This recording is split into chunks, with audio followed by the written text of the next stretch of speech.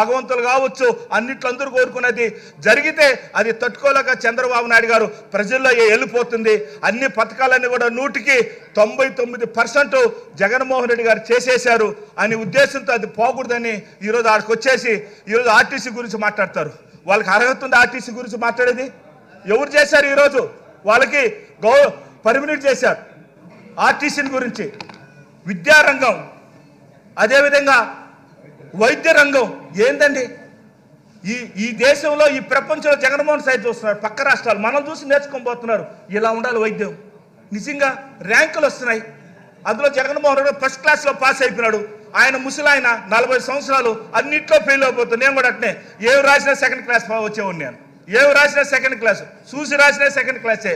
అదే మాకు చంద్రబాబు నాయుడు ఈరోజు 5 ఏళ్ళు ఇది వచ్చేసి సిపిఎం, సిపిఐ, అదేవిధంగా పవన్ కళ్యాణ్ తెలుగుదేశం, బీజేపీ 5, జగన్మోహన్ రెడ్డి అర్జున్ లాగా బాణం వేస్తున్నాడు. 5 ఏళ్ళు అయిపోతాయి.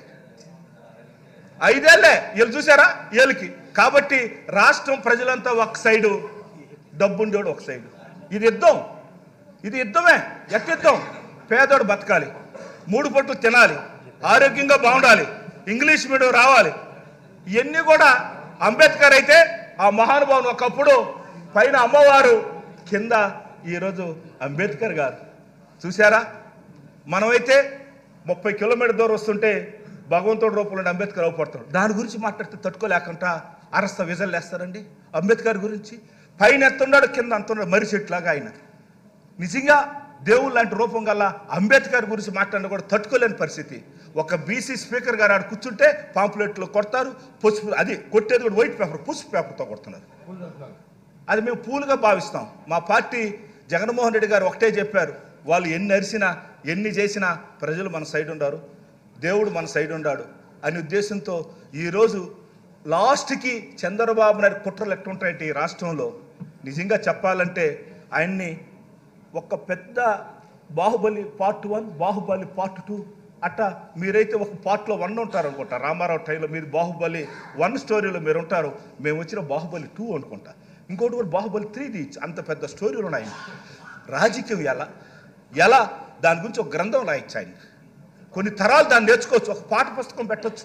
జగన్మోహన్ గారు రిక్వెస్ట్ చేస్తున్నాను నేను, దయచేసి మీరు స్కూల్లో ఆయన పాఠ పుస్తకాలు పెడితే ఎలా మోసాలు చేయొచ్చు, ఎలా ఈరోజు నేర్చుకోవచ్చు, మోసాలతో రాజకీయం ఎలా చేయొచ్చు అనేది చంద్రబాబు నాయుడు గురించి కుట్ర బుక్కం అనే ఒక డైరీని పెట్టాలి.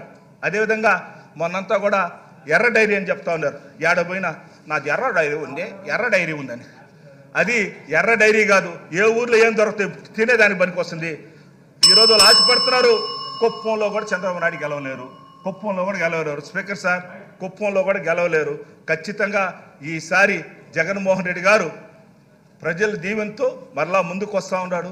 దయచేసి ఈరోజు మనందరం కూడా ఆ మహానుభావుడు వెనకాల అందరూ ప్రజలు ఉన్నారు, అందరూ కూడా ఉన్నారు. కాబట్టి అటువంటి నలుగురు వచ్చి బిందులు కాడ కొట్లాడినట్టుకు వచ్చేసి అరిసేసిపోయి మేమంతా ఈరోజు అలా అవాచిక చవాకులు పెట్టడం మంచి పద్ధతి కాదని తెలియజేసుకుంటూ జై జగన్ అన్న. నమస్తే స్పీకర్. కొట్టారి అబ్బాయి చౌదరి గారు, మీరేంటి ఎందుకులండి వాళ్ళ పక్క రాష్ట్రాలన్నింటికి వెళ్ళి చూసుకొని రమ్మనమనండి వాళ్ళని. నిజమేనండి, యువర్ ది మినిస్టర్. నన్ను నేను కాదనడం లేదు. నేను అనేది ఇలా వినండి. మీకు 1 నిమిషం కర్మ గంట ఇస్తాను. కాకపోతే this is not the time. The next speaker